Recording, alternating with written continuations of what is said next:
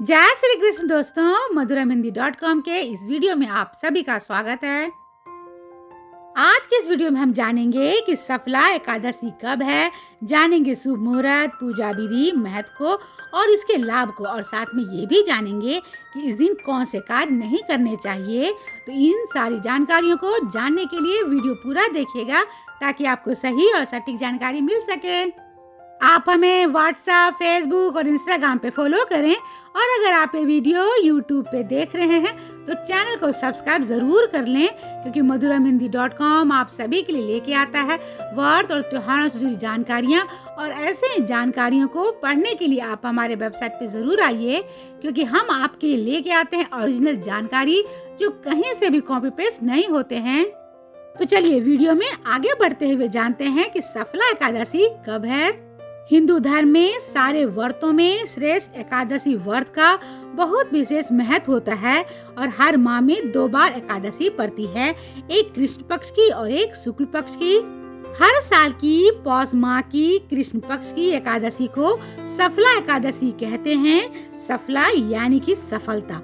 मान्यता है कि इस एकादशी का व्रत करने से सभी कार्य सफल हो जाते हैं, इसी कारण इसे सफला एकादशी कहा जाता है। सफला एकादशी के दिन भगवान विष्णु के स्वरूप अच्युत भगवान की पूजा की जाती है। तो चलिए जानते हैं कि सफला एकादशी कब मनाई जाएगी। हिंदू पंचांग के अनुसार सफला एकादशी हर साल की पौष मास की कृष्ण पक्ष की एकादशी तिथि को सफला एकादशी मनाई जाती है, और सफला एकादशी 7 जनवरी 2024 दिन रविवार को है, और यह एकादशी साल 2024 का पहला एकादशी है। हिंदू पंचांग के अनुसार पौष मास की कृष्ण पक्ष की एकादशी तिथि की शुरुआत होगी 7 जनवरी 2024 रविवार की देर रात 12:40 से लेकर 8 जनवरी 2024 दिन सोमवार के देर रात 12:40 तक। तो चलिए अब जानते हैं सफला एकादशी की पूजा विधि को। सफला एकादशी के दिन प्रातःकाल स्नान करने के बाद भगवान अच्युत का स्मरण करते हुए व्रत का संकल्प लें। इसके पश्चात भगवान की मूर्ति को ओम नमो भगवते वासुदेवाय मंत्र का जाप करते हुए पंचामृत से स्नान कराकर वस्त्र, चंदन, जनेऊ, धूप, दीप और फल आदि भगवान को अर्पित करें। नारियल, सुपारी, आंवला, अनार और लौंग से भगवान अच्युत का पूजन करके कपूर से इनकी आरती उतारें। इस दिन रात्रि में जागरण करके श्री हरि के नाम का भजन करने का महत्व है। माना जाता है कि इस दिन विष्णु सहस्त्र नाम का जाप बहुत ही फलदायक होता है। व्रत के अगले दिन द्वादशी को किसी ब्राह्मण या फिर किसी जरूरतमंद व्यक्ति को भोजन कराकर दान दक्षिणा देकर व्रत का पारण कर लें। तो चलिए अब जानते हैं सफला एकादशी के महत्व को।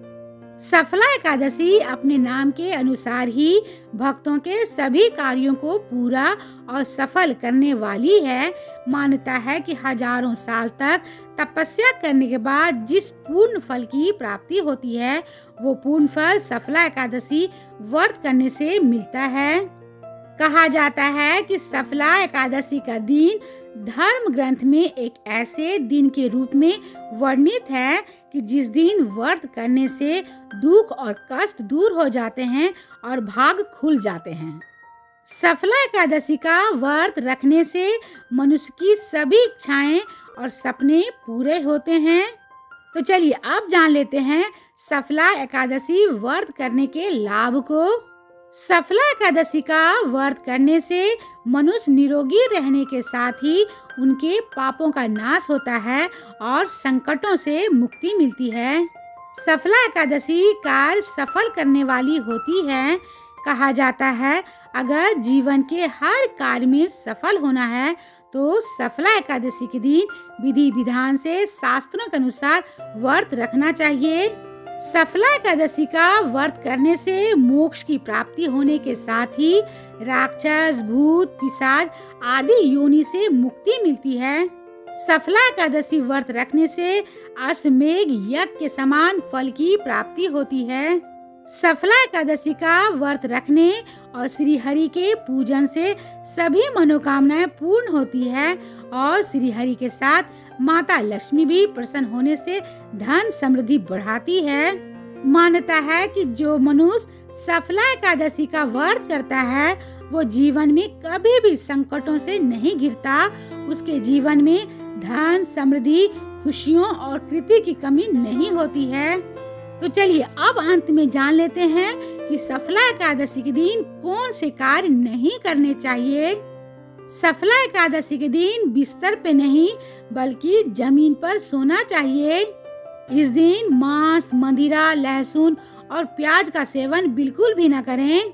इस एकादशी की सुबह दातून करने की मनाही होती है और सफला एकादशी के दिन किसी पेड़ पौधे की फूल पत्ती को तोड़ना अशुभ माना जाता है। उम्मीद करती हूँ कि आपको ये वीडियो पसंद आया होगा, तो इसे लाइक करें, शेयर करें और कमेंट बॉक्स में जय श्री कृष्ण जरूर लिखें। तो मिलते हैं madhuramhindi.com के अगले वीडियो में एक ऐसे ही जानकारी के साथ। तब तक आप अपना और अपनों का ख्याल रखिएगा। जय श्री कृष्ण।